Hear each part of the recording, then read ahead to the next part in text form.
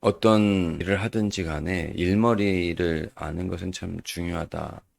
일머리가 없으면 일을 만들기는 쉽지만 마무리가 어렵기 때문에 그렇죠. 그래서 큰 기업에서도 이 프로세스라고 하는 그 과정을 중요하게 여기죠. 서로 맡은 바 책임지고 일을 잘 처리할 때에 모든 일이 성공적으로 수행이 이루어지는 것을 볼 수가 있습니다. 오늘 말씀에서 보시면 아히멜렉이 이제 놉당에 온 다윗을 떨면서 영접하는 것을 볼 수가 있습니다. 분명히 다윗이 온 행색이 예사롭지 않았거든요. 그래서 이 천부장이기도 하고 이스라엘의 총사령관이기도 하였고 또 골리앗을 쓰러뜨렸던 사람 아닙니까? 그런 다윗이 왔을 때 뭔가 보통 일이 아니다라고 하는 사실을 이 제사장 아히멜렉은 느꼈습니다. 내가 어찌하여 홀로 있고 함께하는 자가 아무도 없느냐. 그렇게 이야기할 때 다윗이 불러대는 것을 보게 되는데요. 왕이 비밀이 명령했기 때문에 이렇게 내가 홀로 왔다. 이런 이야기를 하는 것을 볼 수가 있습니다. 하나님의 사람으로서 하나님을 섬기는 아히멜렉이 물론 하나님의 성령의 충만함을 입은 다윗이 둘러대는 이러한 모습을 의심하지 않고 받아들이는 이러한 모습을 우리가 보게 됩니다.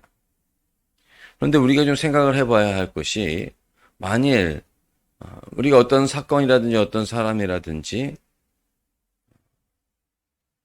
프로세스를 따라서 또는 어떠한 사람을 맞을 때에도 우리가 규칙이라는 것을 만일 정해둔다라고 한다면은 아마 다윗이 이와 같이 왔을 때도 아히멜렉은 충분히 자기에 대한 안전장치를 하고서 다윗을 물어보고 영접할 수 있지 않았을까 이런 생각도 하게 됩니다.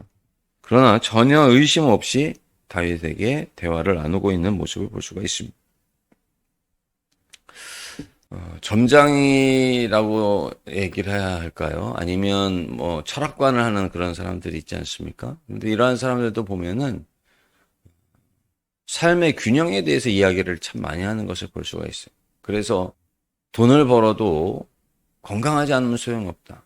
건강하더라도 또 자식 복이 없으면 안 된다. 이러한 것들을 연결지어서 균형이 있어야 된다라고 하는 것을 그들도 이야기하는 것을 볼 수가 있습니다. 그런데 정작 그렇게 이야기하는 그들이 우리가 소위 말하는 점장이들이 왜 자기의 운명을 알지 못하느냐 이런 이야기를 하지 않습니까? 그런데 그것을 알지 못하는 이유가 분명히 있더라고요. 그 이유가 무엇이냐면 점장이들도 자기의 운명을 맞추는 것이 아니라 삶에 돌아가는 그러한 원리에 대해서 알 뿐이지 이것이 자신의 운명이나 다른 사람의 운명을 콕 집어서 알 수가 있는 것이 아니라는 사실입니다.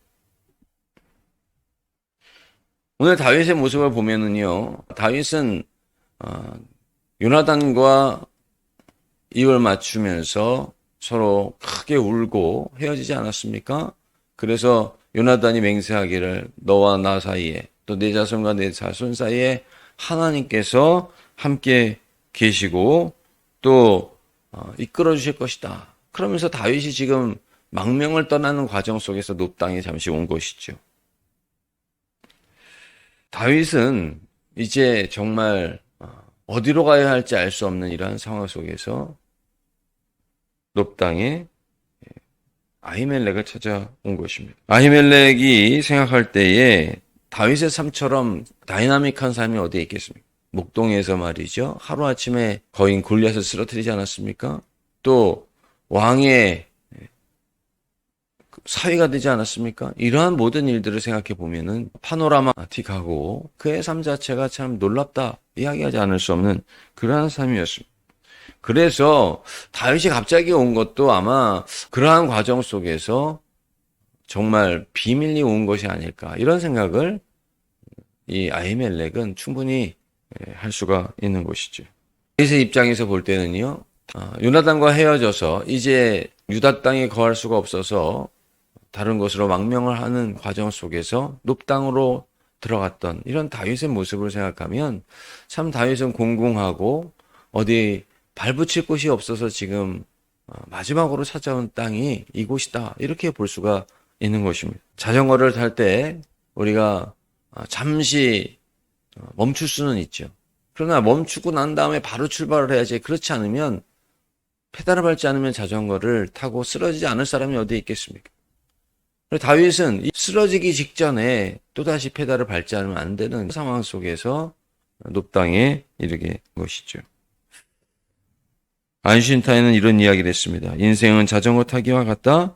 균형을 유지하려면 끊임없이 움직여야 한다. 이런 이야기를 했는데요. 이 다윗의 모습처럼 하나님의 인도하심을 따라가면서도 참 마지막 홍해를 앞둔 이러한 처지에 우리가 놓일 수도 있다라고 하는 사실을 오늘 우리의 삶 속에서도 돌이켜 볼 수가 있는 것입니다.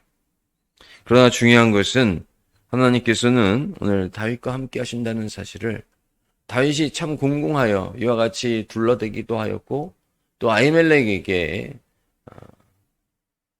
이야기를 했지만은 하나님께서 이러한 어려운 상황 속에서 또 높당으로 인도하신다는 하나님의 섭리와 역사가 있다라고 하는 사실을 우리가 분명하게 알고 오늘 우리가 부른 찬송처럼 외로워하느니 큰 누군가 그러나 우리를 위하여 보혈을 흘려주신 그 사랑을 왜 모르는가 우리가 함께 찬양한 것처럼 우리의 삶 속에서 우리 하나님께서 인도하시고 이끌어주시고 함께 하시기 때문에 여기에서 볼 때는 마지못해서 우리가 가는 것 같죠.